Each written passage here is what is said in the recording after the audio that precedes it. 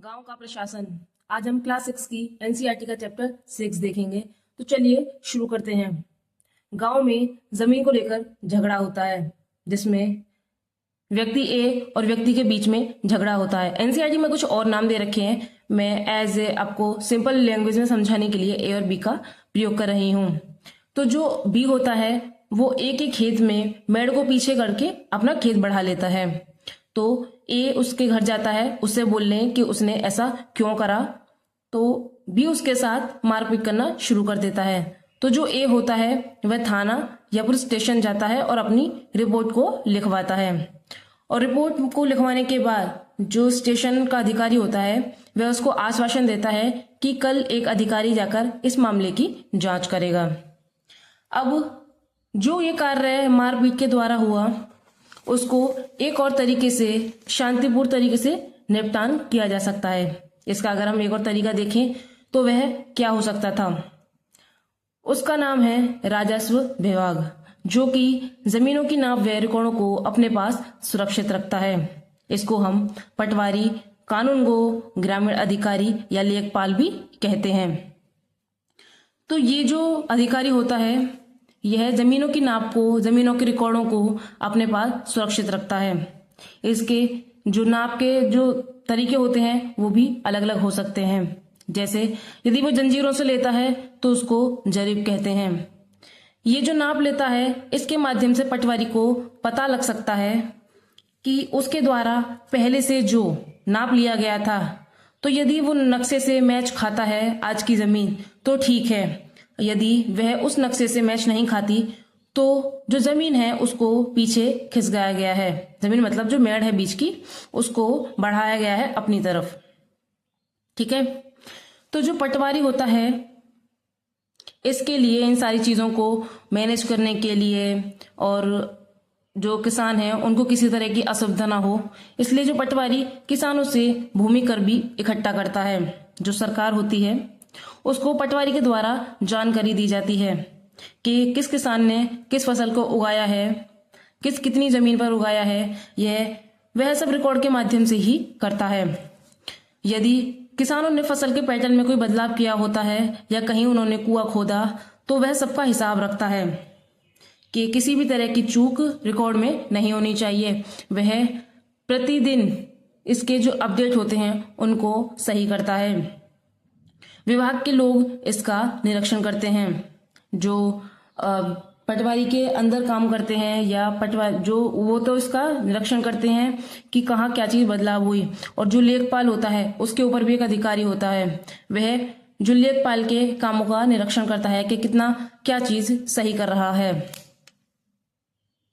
तो उसमें बताया गया है कि जो काम मारपीट के द्वारा हुआ था वह राजस्व विभाग के द्वारा बहुत ही शांतिपूर्ण तरीके से निपटाया जा सकता था। यदि उस विभाग के अधिकारी को ऐसा मिलता है कि जो नक्शे से मैच नहीं कर रहा है तो वह उसको वहां नापने के बाद उसके खेत को जितना है वह उसको उतना करके देगा, वो भी कानूनी तरीके से।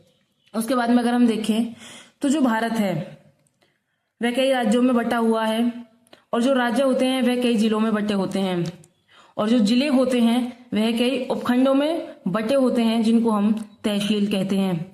जो भारत है उसको राज्य में, राज्य जिलों में, और जो जिले होते हैं वो तहसीलों में बटे होते हैं। इसको तहसील भी कहा जाता है, इसको तालुका भी कहा जाता है। तो जो जिला का अधिकारी होता है उसको जिलाधिकारी कहते हैं और जो तहसील का अधिकारी होता है वो तहसीलदार होता है। तहसीलदार जो होता है, जैसा कि मैंने बताया कि पटवारी के ऊपर भी एक अधिकारी होता है जो उसके कार्यों का निरीक्षण करते हैं, तो यह वही तहसीलदार होता है जो पटवारी के कार्यों का निरीक्षण करते हैं। और तहसीलदार के ही दफ्तर में जितने भी जमीनी मामले होते हैं उनकी सुनवाई भी की जाती है। तो जो मामला वहां मारपीट के द्वारा हल किया गया और उसका भी कोई हल नहीं निकला, वह तहसीलदार या पटवारी के माध्यम से बहुत ही शांतिपूर्ण तरीके से निपटान किया जा सकता था उसका। तो जो पटवारी होता है वो जमीनी रिकॉर्ड सही रहे इसका निरीक्षण करता है और राजस्व इकट्ठा होता रहे यह भी देखता है। और पटवारी का कार्य यह भी सुनिश्चित करना होता है कि जो रिकॉर्ड होते हैं उनकी नकल आसानी से किसानों को मिल जाए। जो विद्यार्थी होते हैं उनको जरूरत पड़ने पर जाति प्रमाण पत्र भी वह जारी करता है। उसके बाद में यदि हम देखें, इसमें एक नया कानून जोड़ा गया, पटवारी के लिए भी ये जरूरी था। हिंदू अधिनियम धारा 2005, इसके अंतर्गत यह बताया गया है कि जो जमीन है वो बराबर रूप से अब बेटा, बेटी और माँ में बांटी जाएगी। जैसे किसी का पति खत्म हो जाता है या किसी का बेटा खत्म हो जाता है, तो जमीन होती है वो अब पहले सिर्फ बेटों में बांटी जाती थी, अब वह जमीन बेटी, बेटा और माँ सब में बराबर रूप से बांटी जाएगी। और यह जो कानून है यह सभी राज्यों व केंद्र शासित प्रदेशों में लागू है।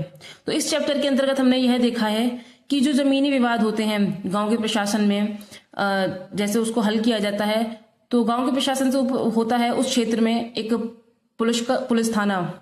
उसके बाद में यदि वहां से निपटान शांतिपूर्ण तरीके से नहीं होता है तो जो जनता है वह राजस्व विभाग में जाकर भी इसके लिए कार्यरत रह सकती है। उसके बाद में तहसीलदार होता है वह भी पटवारी के ऊपर कार्य करता है। यदि पटवारी से भी बात ना बने तो जनता तहसीलदार के सामने जो दफ्तर में जमीनी मामले सुनाए जाते हैं वहां भी जाकर अपनी सुनवाई को कर सकता है।